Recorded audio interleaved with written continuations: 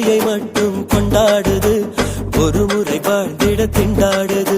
இது உயிர் வரை பாய்ந்து பந்தாடுது, பனித்துளி வந்து மோதியதால் இந்த முள்ளும் இங்கே துண்டானது. பூமியில் உள்ள பொறிகள் எல்லாம் அடப்புடவை கட்டி பெண்ணானது. உயரடித்தால் மழை இருக்கும், மரங்கள் பூக்களும் மறைந்து விடும். சிரிப்பு வரும், அழுகை வரும், காதல் இரண்டுமே கலந்து வரும்.